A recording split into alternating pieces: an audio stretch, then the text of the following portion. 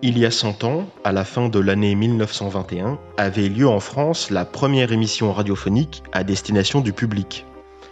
À l'occasion de ce centenaire, le Musée de l'Ordre de la Libération a choisi d'évoquer le rôle de la radio pendant la Seconde Guerre mondiale, et plus précisément la guerre des ondes. De l'appel du général de Gaulle le 18 juin 1940 jusqu'à la libération de Paris le 25 août 1944, a eu lieu ce que l'on a appelé la guerre des ondes. La guerre des ondes est l'affrontement que se sont livrés 3 radios principales, Radio Londres, Radio Paris et la radio nationale qu'on a surnommée Radio Vichy. L'exposition La guerre des ondes, Londres, Paris, Vichy, 1940-1944, présentée du 4 octobre 2021 au 2 janvier 2022, s'attache à montrer quelles étaient ces radios et l'enjeu de leur lutte, les actions qu'elles ont mises en œuvre pour s'affronter, ainsi que leurs relations avec les auditeurs.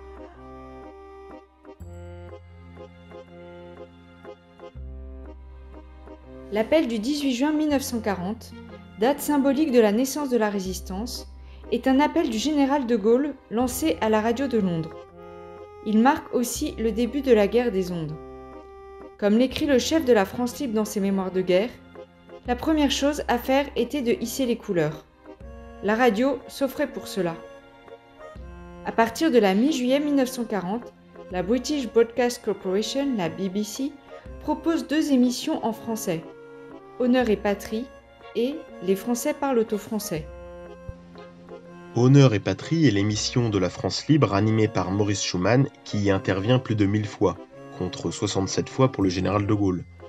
D'autres compagnons de la Libération, comme Pierre Brossolette, remplacent occasionnellement Maurice Schumann. L'émission Les Français parlent au français dépend des Britanniques et non du général de Gaulle. Son équipe est jeune, son style est moderne, et l'émission propose des revues de presse, des scénettes, des chansons et des sketchs. À L2, les émissions des Français de la BBC cumulent seulement 35 minutes d'antenne quotidienne. Ici, Londres. Les Français parlent au français. Honneur et patrie.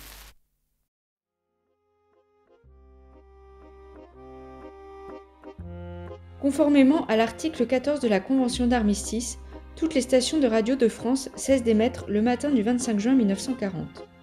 À partir du mois de juillet suivant, la seule radio autorisée à émettre dans la zone occupée est Radio Paris.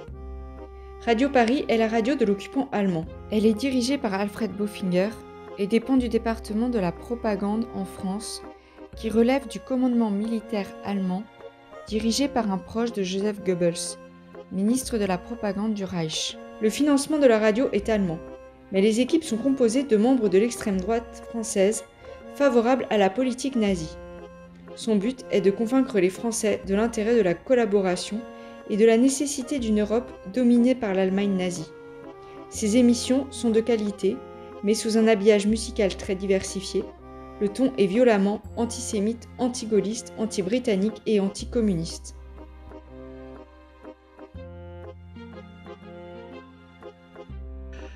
Après l'armistice, la radiodiffusion nationale se replie à Vichy, où siège le gouvernement de l'État français du maréchal Pétain. Radio Vichy commence à émettre au début de juillet 1940, mais elle rencontre beaucoup de problèmes techniques.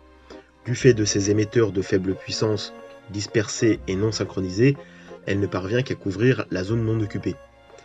C'est la radio officielle de l'État français, mais il existe aussi des stations privées contrôlées par Vichy. Les éléments les plus radicaux, comme les collaborationnistes favorables à un rapprochement toujours plus grand de la France avec l'Allemagne, sont rapidement écartés. Au début de l'occupation, la ligne de Vichy se veut en effet plus neutre, ni trop favorable à l'Allemagne, ni trop hostile à l'Angleterre. Comme pour Radio Paris, la musique représente jusqu'à 60% des programmes, et le reste des émissions demeure surtout tourné vers la promotion de la Révolution nationale et l'exaltation de la figure du maréchal Pétain. Ici Vichy, la voix de la France. Station nationale sur onde courte. Longueur d'onde 25 mètres 33 et 31 mètres 19. Fréquence 11 845 et 9 620 kc. France avant tout. Il n'est pour nous de politique que celle du maréchal, dans l'honneur et la dignité.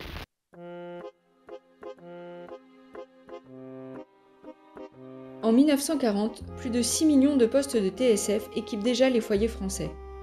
On estime qu'un Français sur deux a accès à la radio. Média alors très jeune, la radio est aussi le premier des médias radiodiffusés domestiques et le seul, pour encore longtemps, à pouvoir commenter l'actualité en direct. Vecteur d'information, il est donc un enjeu majeur dans le cadre de la guerre des ondes. Les Allemands ont d'ailleurs immédiatement perçu les postes de radio comme une menace. Dès le début de l'occupation, la possession de radio-émetteurs est interdite. Et en août 1941, une ordonnance interdit aux Juifs la possession de postes récepteurs dans la zone occupée. En octobre de la même année, les Allemands et Vichy interdisent l'écoute d'autres postes que ceux de Radio Paris et de la radiodiffusion nationale.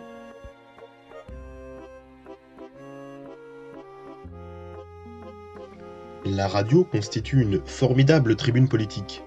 D'autres voix que celles des Allemands et de Vichy étant interdites en France, la BBC permet au général de Gaulle de s'adresser directement aux Français. Ici, le manuscrit du général de Gaulle du discours radiodiffusé le 26 juin 1940 sur la BBC.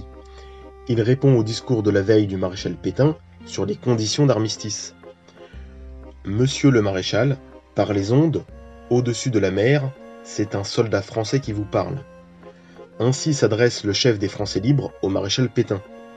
La radio lui permet de répondre directement et de prendre les Français à témoin en montrant son opposition à la politique de Vichy et en dénonçant la honte de l'armistice et l'asservissement de la France.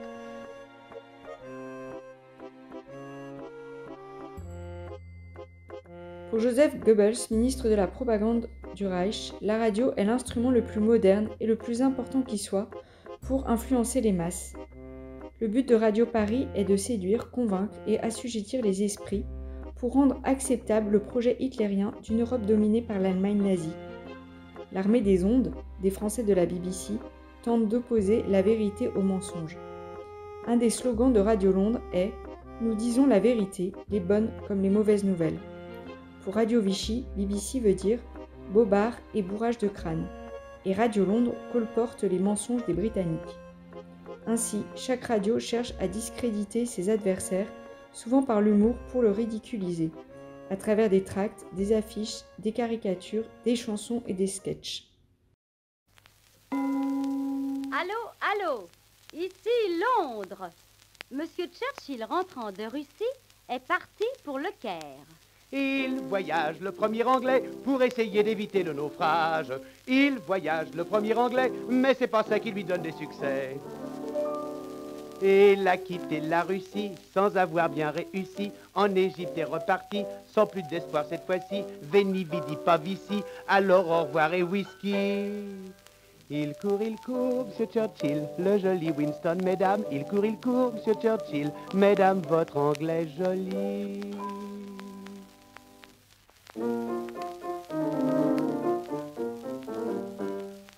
Les mauvaises langues disent que les Anglais ne risquent jamais leur vie. Erreur. Un général anglais a été tué au Caire par un hindou.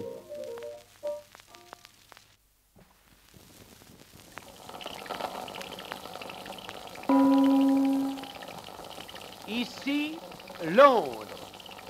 L'amirauté se voit dans l'obligation d'annoncer la perte en Méditerranée d'un porte-avions, de 2 croiseurs, d'une douzaine de cargos. Le 11e jour du mois d'août. Le 11e jour du mois d'août. Nous en avons pris un bon coup. Nous en avons pris un bon coup. Plaignez la flotte d'Angleterre. Elle fendait la mer et les flots. Elle est maintenant au fond de l'eau.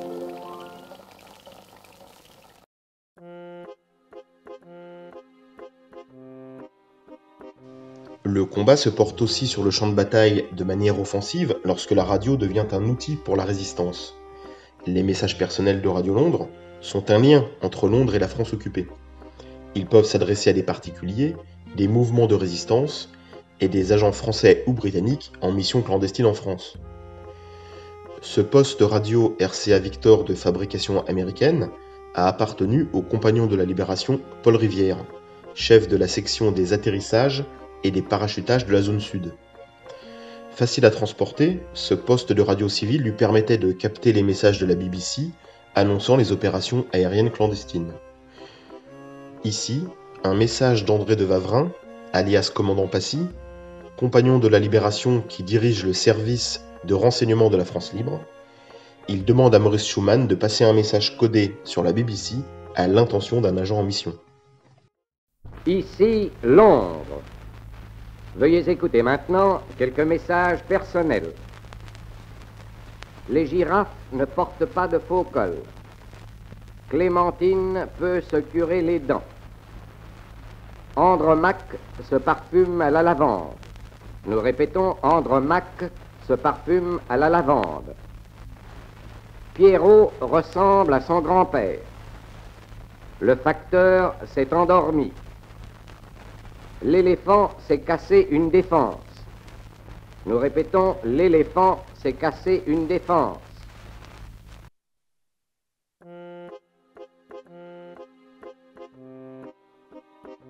Durant la guerre des ondes, les radios s'attaquent et les animateurs s'invectivent et se répondent.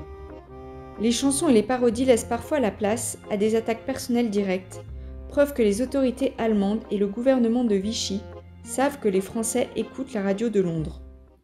Je veux vous parler avec simplicité et avec une grande franchise. Nous vivons des moments difficiles. Nous aurons encore à subir des privations. Ce moment durera autant que durera la guerre et quelque temps après. Mais pour moi, chef du gouvernement, ce n'est pas cela qui est grave. Ce moment, nous le passerons dans la peine et dans la difficulté. Mais il y a un moment plus redoutable, et pour moi plus angoissant, c'est celui où l'on fixera pour une longue durée le sort de la France. Notre génération ne peut pas se résigner à être une génération de vaincus. Je voudrais que les Français sachent monter assez haut pour se mettre au niveau des événements que nous vivons. C'est peut-être une des heures les plus émouvantes qui se soit inscrite dans l'histoire de notre pays. Nous avons eu tort en 1939 de faire la guerre. Nous avons eu tort en 1918, au lendemain de la victoire, de ne pas organiser une paix d'entente avec l'Allemagne. Aujourd'hui, nous devons essayer de le faire. Nous devons épuiser tous les moyens pour trouver la base d'une réconciliation définitive. Je ne me résous pas, pour ma part, à voir tous les 25 ou 30 ans la jeunesse de nos pays fauchée sur les champs de bataille. Pour qui et pourquoi? Qu'avons-nous fait de notre victoire de 1918? Ma présence au gouvernement a une signification qui n'échappe à personne, ni en France, ni à l'étranger. J'ai la volonté de rétablir avec l'Allemagne et avec l'Italie des relations normales et confiantes. De cette guerre surgira inévitablement une nouvelle Europe. On parle souvent d'Europe. C'est un mot auquel en France on n'est pas encore très habitué. On aime son pays parce qu'on aime son village. Pour moi, Français, je voudrais que demain nous puissions aimer une Europe dans laquelle la France aura une place qui sera digne d'elle. Pour construire cette Europe, l'Allemagne est en train de livrer des combats gigantesques. Elle doit avec d'autres consentir d'immenses sacrifices et elle ne ménage pas le sang de sa jeunesse. Pour l'acheter dans la bataille, elle va la chercher à l'usiner au champ. Je souhaite la victoire de l'Allemagne parce que sans elle, le bolchevisme demain s'installerait partout. Dans ce discours, Pierre Laval, chef du gouvernement de l'État français, lance la politique de la relève, c'est-à-dire le retour d'un prisonnier de guerre français pour 3 ouvriers envoyés en Allemagne. Maurice Schumann, le porte-parole de la France libre, lui répond le jour même dans l'émission de la BBC Honneur et Patrie. Il décrit Laval comme un Judas doublé d'un maître chanteur, triplé d'un négrier. Les attaques ad hominem reflètent aussi le caractère antisémite des propagandes allemandes et vichistes. Maurice Schumann et Pierre Dac de la BBC sont souvent attaqués sur leur origine juive. Le 15 août 1893, jour anniversaire de la naissance de Napoléon, s'il vous plaît, naissait à Châlons-sur-Marne un certain Isaac André, fils de Salomon et de Berthe Carr. Pareil à la plupart de ses coreligionnaires, il était secrètement fier de sa race, mais gêné par son nom. Incapable, bien entendu, de travailler à la grandeur d'un pays qui n'était pour lui qu'un pays de séjour passager, une provisoire terre promise à exploiter. Il se consacra à l'œuvre à laquelle tant de ses pareils se sont employés et il entreprit de jouer son rôle dans la démoralisation de ces goïms pour lesquels les siens ont toujours eu tant de mépris. Le lendemain, Pierre Dac lui fait une réponse cinglante à la BBC. Puisque vous avez si complaisamment cité les prénoms de mon père et de ma mère, laissez-moi vous signaler que vous en avez oublié un, celui de mon frère. Je vais vous dire où vous pourrez le trouver. Si d'aventure vos pas vous conduisent du côté du cimetière Montparnasse, entrez par la porte de la rue Froidevaux. Tournez à gauche, dans l'allée, et, à la 6e rangée, arrêtez-vous devant la 10e tombe. C'est là que reposent les restes de ce qui fut un beau, brave et joyeux garçon, fauché par les obus allemands le 8 octobre 1915 aux attaques de Champagne. C'était mon frère. Sur la modeste pierre, tous ses noms, prénoms et le numéro de son régiment, on lit cette simple inscription. Mort pour la France à l'âge de 28 ans. Voilà, monsieur Henriot, ce que cela signifie pour moi, la France. Sur votre tombe, si toutefois vous en avez une, il y aura aussi une inscription. Elle sera ainsi libellée. Philippe Henriot, mort pour Hitler, fusillé par les Français. Bonne nuit, monsieur Henriot, et dormez bien, si vous le pouvez. La réponse de Pierre Dac est prophétique. Quelques semaines plus tard, le 28 juin 1944, Philippe Henriot, alors secrétaire d'État à l'information, est abattu à Paris par un commando de la Résistance, dirigé par le compagnon de la Libération, Charles Gonard.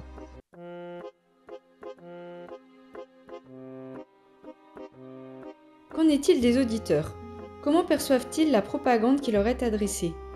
Comment réagissent les Français, qui sont la cible et l'enjeu de cette guerre des ondes ? Parviennent-ils, malgré les brouillages et les interdictions, à faire eux aussi entendre leur voix ?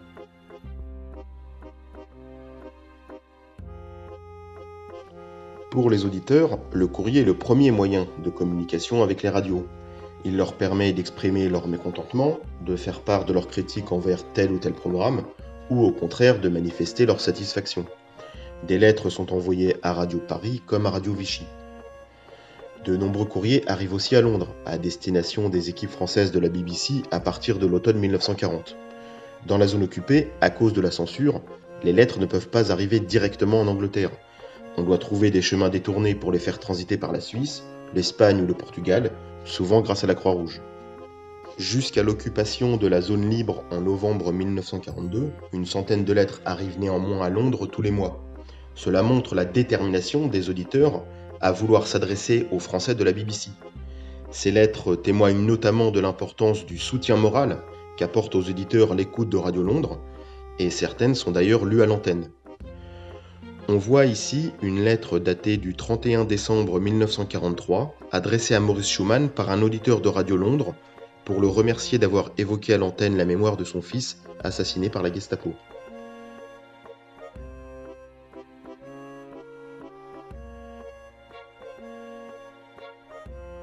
Les courriers envoyés à Londres donnent un aperçu de l'opinion des Français et leurs sentiments à l'égard de Radio Londres, que viennent compléter les sondages clandestins effectués en France par la Résistance et la BBC.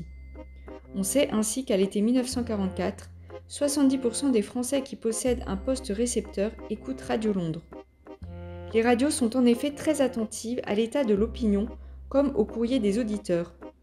Les rapports allemands du département allemand des actualités montrent le grand soin avec lesquels les Allemands étudient l'état de l'opinion publique en France, notamment grâce aux lettres des auditeurs envoyées à Radio Paris. le succès des émissions est analysé, tout comme l'importance des programmes de divertissement qui permettent d'encourager la faculté d'attention de l'auditeur pour les émissions de propagande. En effet, Radio Paris proposait plus de 2/3 de divertissement pour 1/3 d'émissions parlées, c'est-à-dire de propagande. Les Allemands avaient fait le choix de strictement séparer la programmation musicale, très diversifiée, de la propagande. Les auditeurs séduits par la musique étaient ainsi d'autant plus exposés à la propagande qui n'était pas braquée par des émissions musicales très neutres. Ce questionnaire était parachuté en France avec un pigeon voyageur à la patte duquel on attachait le formulaire rempli. Avec les lettres envoyées à la BBC, ce type de questionnaire était le seul moyen pour la radio de Londres de connaître l'opinion des auditeurs et se renseigner sur les détails techniques.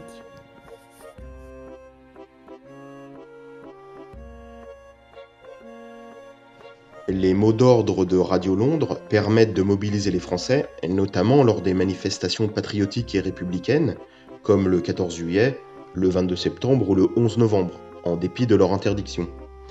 Le premier de ces appels vient d'ailleurs du général de Gaulle lui-même.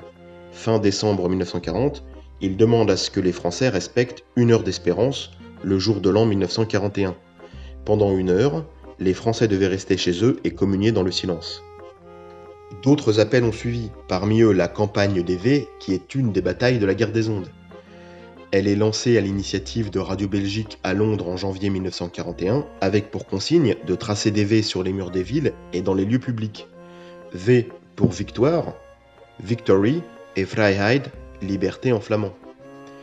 L'émission Les Français parlent au français poursuit la campagne des V en invitant les Français à inscrire à leur tour des V afin de signifier aux Allemands qu'ils ne désespèrent pas de la victoire finale. Le succès de cette campagne est considérable. Surmonté ou non d'une croix de Lorraine, le V symbolise alors en France la résistance à l'occupation et à la collaboration, un symbole que le général de Gaulle ira jusqu'à incarner physiquement, les bras levés en forme de croix.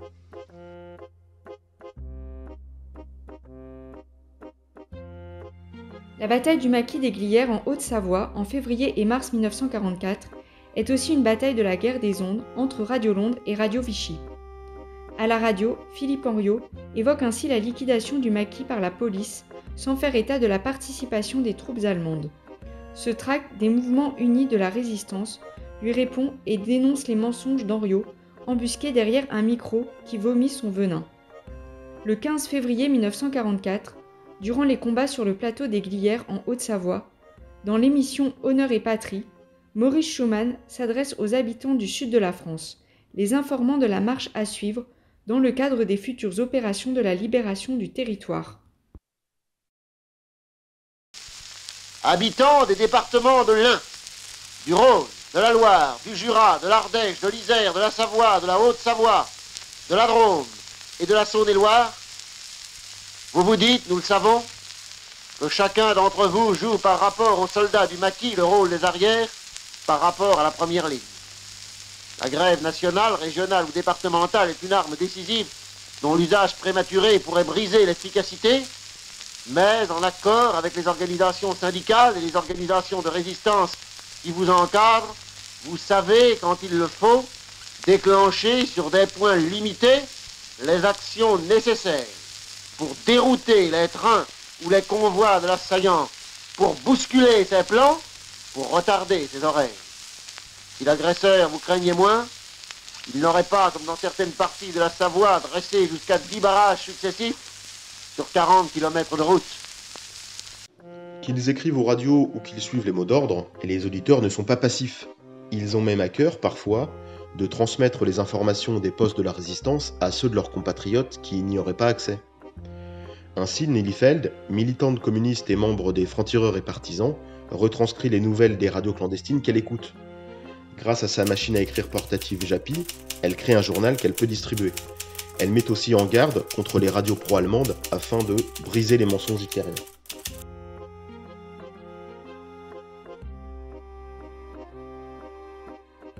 Le 20 et 26 août 1944, les logos de Radio Paris et de Radio Vichy sont investis par les France françaises de l'intérieur. Pour les Français, la BBC gagne la guerre des ondes qui a dépassé le cadre radiophonique. guerre psychologique, guerre des mots et des slogans. Durant 4 ans, les Français ont subi la propagande de la radio allemande et de la radiodiffusion nationale, toute entière dévouée à la promotion de l'Allemagne nazie, de la collaboration et de la figure du maréchal Pétain. L'armée des ondes, des Français de la BBC à Londres, lui a opposé une résistance fondée sur la volonté de combattre le mensonge par la vérité. Radio Londres a pu ainsi faire connaître aux Français les combats de la résistance et les succès de la France libre. En maintenant dans l'esprit de ses auditeurs la flamme de la résistance, elle a permis aux Français de ne pas avoir comme seule image de l'avenir une France occupée et vaincue. Mais les auditeurs, en jeu de ce combat, ne sont pas restés passifs. Par des lettres, des manifestations, des tracts, journaux clandestins, souvent critiques à l'égard de la propagande, ils ont aussi été des acteurs de cette guerre des ondes. Les voix de cette guerre des ondes se sont tues, mais d'autres guerres se sont livrées depuis sur d'autres ondes. Tant il est vrai que 100 ans après la première émission radio diffusée en France, aujourd'hui encore, la radio demeure un puissant vecteur de la communication et le média le plus répandu sur la planète.